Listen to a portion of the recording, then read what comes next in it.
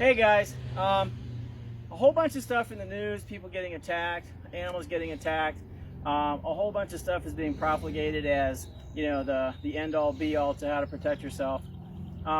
If you're confronted by dogs when you're on a walk, you're taking your dog, whatever, out for a stroll in you know, your suburban or urban setting, or wherever. This holds true for just about any part of the world where the onslaught of off-leash dogs is becoming a real epidemic. And the bottom line is first of all, most of the information that's being given, although some of it may be good, it's not practical when you think in terms of the people who are being attacked. Usually mothers with kids in strollers or kids on bikes, women my age who are in variable degrees of fitness, and you have to think in terms of how that individual can protect themselves. So we have, over the years, we have developed a couple of defensive strategies in order to be able to protect a walker with a dog, a woman with a stroller, perhaps with a child in the stroller, with a dog at her side perhaps, congregation of people who are being attacked by a dog or two. The first strategy that we actually talk about mostly is a strategy involving the one implement that I didn't bring with me. Excuse me while I dip to the other side of my truck.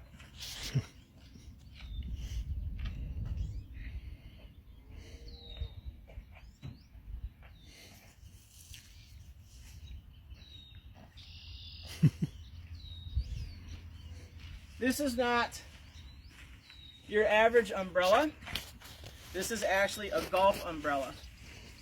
First of all, it's a little bit taller than your average umbrella, and on top of that, it has a much larger canopy.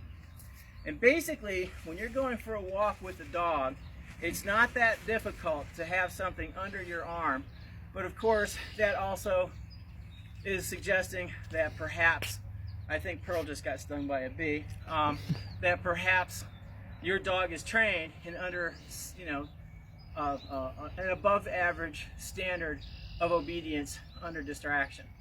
So basically the way it would look like, and of course here we don't have a bunch of off-leash dogs, and I'm certainly not going to do this strategy to an animal that trusts me, but basically if I'm walking with a dog in my hand, all I have to do to become a bigger target or a bigger object for the dog to avoid is put this in front of me.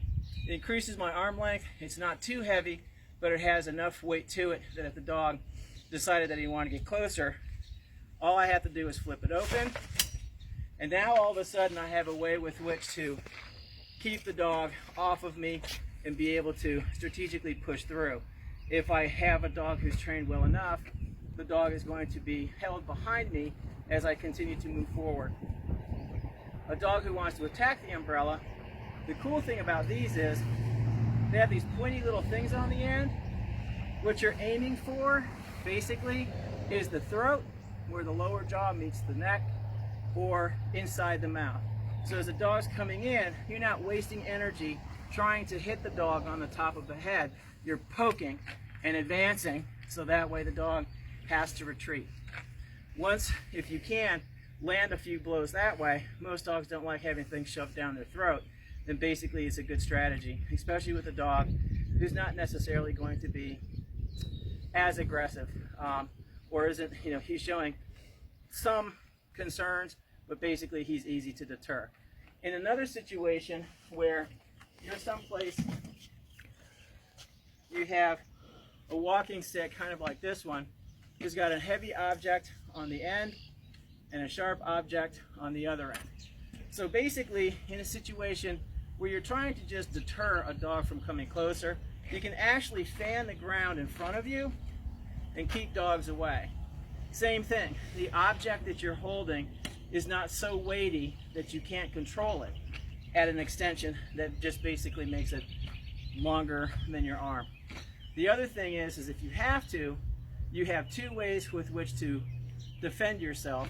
The poking in, again, looking for strategic places on the dog's body with which to discourage him, or if you have to, same thing. If you have a dog coming in on you, you don't want to be coming down, you want to be swinging at. So that way you're trying to land the cheek, trying to land the head, anything on the body isn't really going to be that effective. In a situation where you actually are engaging a dog,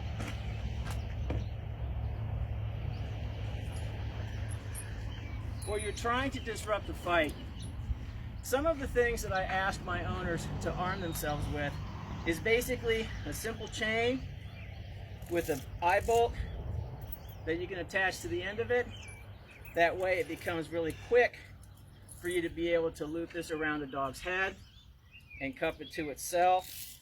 So that way you can create something that you can pull the dog off its front legs if it's smaller than, say, 50 pounds, and be able to supply enough pressure without the dog actually chewing through the object.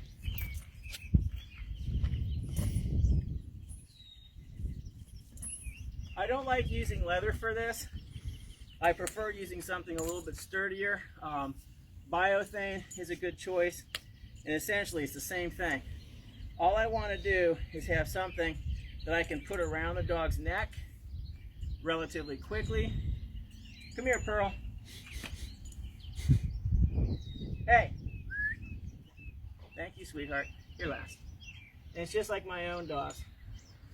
Right? That took a total of 2 seconds. Yes, you are putting yourself in harm's way. And this is the one critical factor. Thank you, sweetheart. Good girl. This is the one critical factor that people forget to tell you. It's not a matter of if you get bit. It's a matter of when you get bit. And the only thing that you can do is mitigate how severely you get bit. And one of the things that you have to reconcile before you actually discern whether or not you want to engage with a dog. Stop chasing bees, you doofus. Whatever, okay? You have to determine for yourself how much risk you're willing to assume.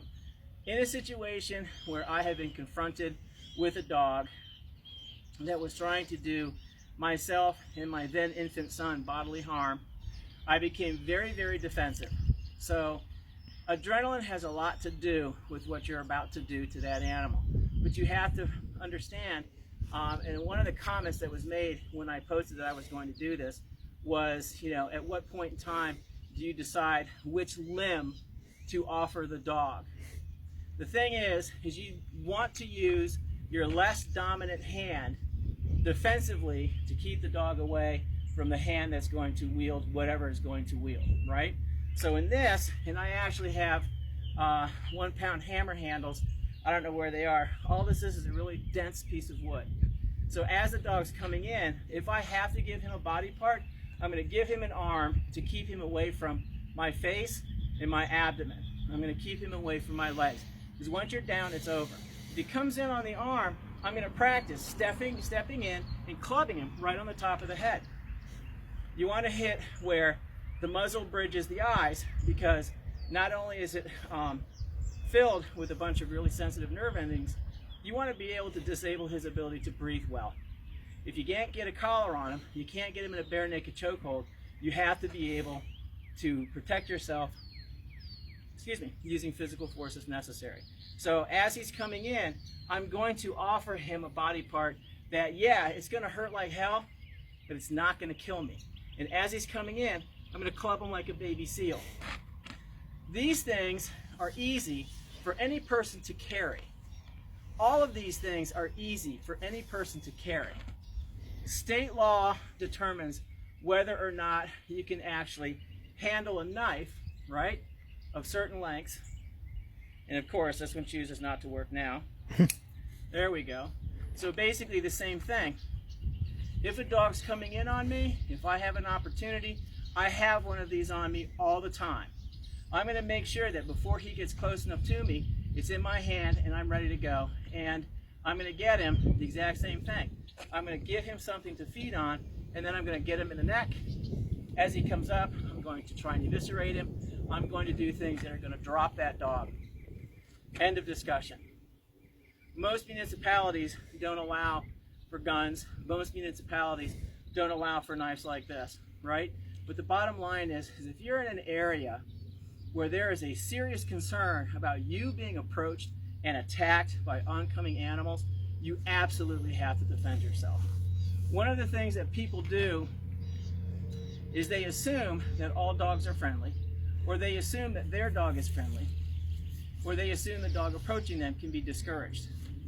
One of the things that you absolutely can be assured of, if you do the wrong thing, you're going to get hurt. If you assume logically that there's a potential that you can get hurt, you are going to be able to safely mitigate how badly you suffer. Most dogs will basically target an object that's handed to them. So if you arm yourself appropriately, there's no reason that you can't come out of that situation with all of your pieces intact. So there's been a couple of comments on both the thread from the Lionheart Canine page and my personal page about certain things to cover. And one of the things that was pointed out was there's this nonsense about sticking your finger up a dog's butthole.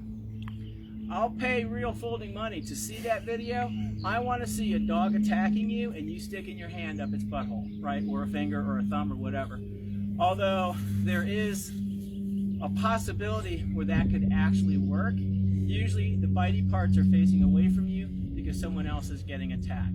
So let's talk about that for a minute. In a situation where you're coming from behind and you're coming upon a dog attacking someone else, attacking someone's dog, something like that, if you can help, again, prepare yourself. My vehicle always has leashes in it. If you look up over here where the light is, or the rear view mirror is, you can see all kinds of stuff dangling from it that I can use as a tool to help. I have a leash hanging there, I have a couple of heavy nylon cords, a bunch of things that I can use in order to either choke a dog out, because I'm a pretty big strapping girl, I still have that ability so far, right? But the bottom line is, for people who aren't, you have to make sure that you have some form of an object that's in easy reach or that you can carry with you. This is not obtrusive. It's a fetch stick.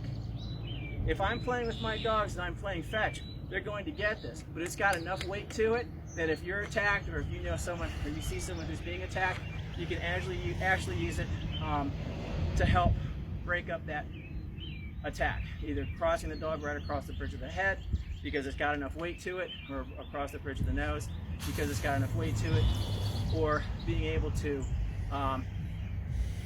disable him in some way. The best bet, if you're attacked, or if you're helping someone who's being attacked, is to have something like this that's sturdy enough and heavy enough to where you can come in, loop it underneath the dog's neck, attach it to itself, and choke them out. Again, these are things that require practice.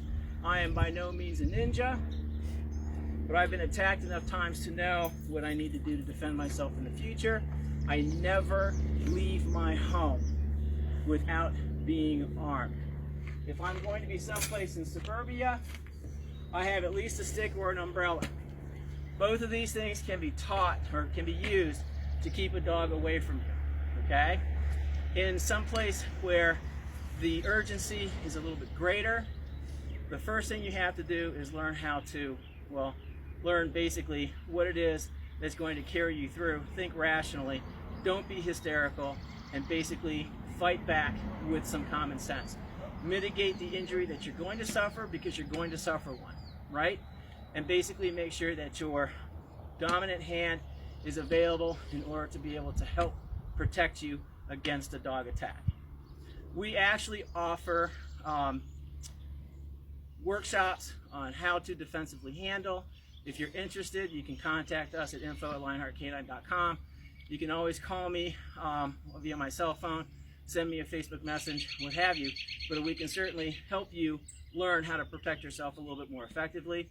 In a situation where you just want to be a badass, forget it. None of this stuff is going to help you if you go in with the sense that you're going to overcome a dog. We don't want to create conflict, we want to deflect conflict. This isn't about going out and doing battle. This is about making sure that you go home with all of your fingers and all of your toes and your entire face. If you have any questions, put them below. See you on the internet.